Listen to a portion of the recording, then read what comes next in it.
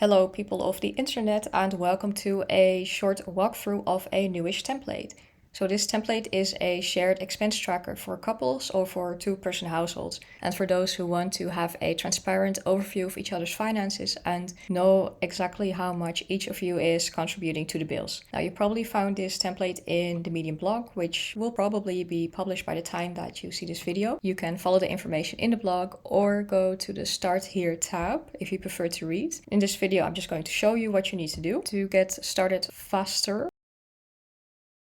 So let's head to the setup tab first. In here, inside this gray area, I want you to fill out all the fixed monthly recurring expenses such as rent, utilities, internet, and so on. Select and delete this and add your own fixed expenses here, or leave this and expand on what's already there. In this column, add any non-fixed categories you'd like to track. I already added some as an example or inspiration, however you want to call it. Groceries, clothes, electronics, gadgets, travel, education, leisure, medical. Maybe you really like to go to bars and you do this regularly and this should be tracked as an individual category. Maybe you love museums. I don't know, this is up to you. You can fill out whatever you want up to the gray box. You can add the persons in your household. I put Henk and Sally here because examples. Now if you press enter and press Control, Command and Space, that's how you get the emoji keyboard, and you can do this in any field. Ta-da! So add your names here. In here, add the payment methods you most currently use. Moving on, subscriptions tab. In here, you can put all subscriptions that are not monthly recurring, but bi-monthly, tri-monthly, once per half year or once per year only. I thought it was easier to manage if you'd have these on a separate overview. This again is all dummy data. You can delete it.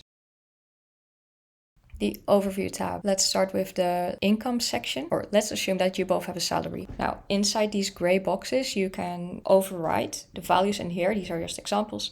Overwrite them with whatever it is that you're earning, whatever, and you will see that all the fields will change accordingly as well. This is referring to field B2, like all of them are. Change Sally's salary also.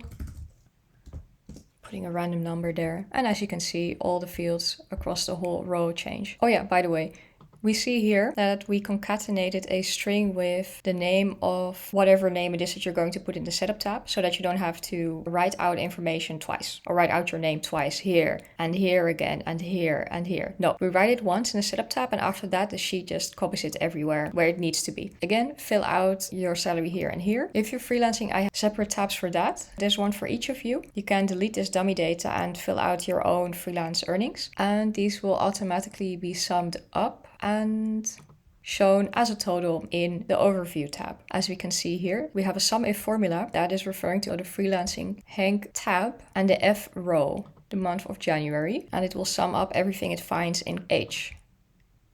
As long as you fill out the month and the total earnings, then you should be fine. And for each month, the spreadsheet will calculate how much in total you've earned for that month. Should you have another income source, you can add this right here.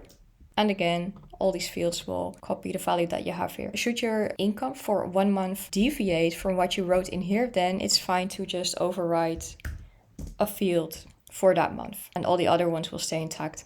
Moving on, now the fixed expenses. Here we have an array formula that refers to setup tab and the fixed category. Right now we only have 3 because I didn't bother to add more. You will probably have a bunch more. Column B in this gray area. For each expense, you can overwrite the dummy data and fill out how much you actually pay for rent, which could be, I don't know, 800 or 2000, whatever. 50 for utilities, maybe 30 for internet. And once I adjust the values here, you'll see that all the expense columns across the entire sheet will copy this value that you put in. In this entire fixed expenses section, that's all that you need to touch. And once you start tracking your expenses in the individual monthly tabs, you will be able to see exactly how much Henk contributed to this expense, how much Sally contributed, how much you have paid in total, and this is a simple sum up of C11 and D11, and how much is left to pay. I can show you actually. Let's pay some rent. I will delete the dummy data. Non-fixed, fixed. We're gonna pay some rent. 400 paid by Henk, and I don't know, 333 paid by Sally, which is more than the rent or not. Okay, so as you can see, the values appear on the overview tab immediately. Henk paid 400, Sally 333. Rent in total is 800, so you already paid 733 and this is left to pay, and either you will have to cover that, but here you can see exactly how much is left to pay. Once you paid off all the monthly fixed stuff, this value will turn 0, and that means you're done. Oh yeah, of course, at the end of these columns, you have a total of how much you both contributed, yeah, and how much you still need to pay to cover the fixed expenses.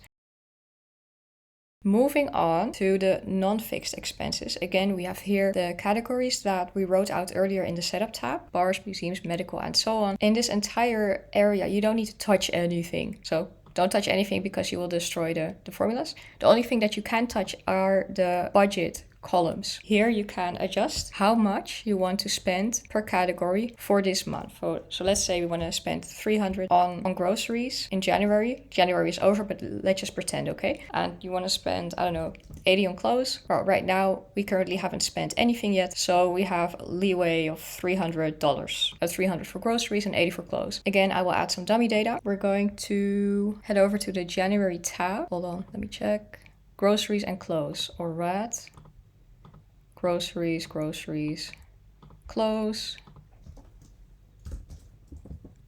Henk page 50, groceries, and Sally paid 80 on, I don't know. Oh, here, this is just for you. This is not tracked by the overview tab. If you fill out here what exactly you spent your money on, then it becomes easier to look at later on. Okay, let's add some stuff here too. You spent 60 on clothes and Henk bought the clothes. We will see that these non-fixed expenses already appear in the overview tab without us having to do anything at all. So in total, we both spent 130, but since the budget is 300, we still have 170 left. Now, Henk bought some cool shirts, whatever, but since they only want to spend 80 in total, there's only 20 left. And that's how that works. So in short, only touch the budget columns. The rest is calculated automatically. You can just overwrite the numbers. Put here whatever you want. Yeah, that's it. Here again, we have the total of non-fixed expenses for the both of you, which is exactly this value. Here we have the grand total of outgoing expenses, which is a simple plus sum. So we have C55, which is the total of non-fixed costs, C32, and the total of fixed costs for this month. And here we have a little savings section. The actual money you saved is your total earnings, your total combined earnings from this field, minus the total fixed and non-fixed expenses. Now, you can set yourselves a savings goal. This has a dashed line because it's okay to edit the value inside this field. So you saved 17K this month, but let's say you want to save 18K. Then you will see that this field will change accordingly and change color because you have not met your goal. You've spent more than your savings goal. That's pretty much how the entire spreadsheet works. Let's say today it's Tuesday, the 4th of January. It is not. It's the 21st of July, but that aside. And you have spent money on potato chips. They were expensive. They were $5. And Sally paid them.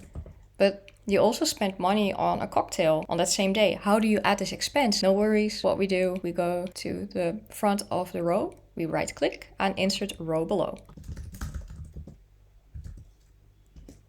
Then we add the data we need here. Let's log it to leisure and Henk paid for the cocktails. And you can do this eternally whenever you want to add more expenses for this for one day. You just create space by adding a new row. That sums it up. If I'm being unclear or there's something you would like to have explained in more detail, let me know in the comments below. Sign up to the newsletter if you want to stay updated on whenever a current template is edited or whenever I make a new template. If you have requests for templates I should make, also let me know. Thanks for watching. I hope this is helpful.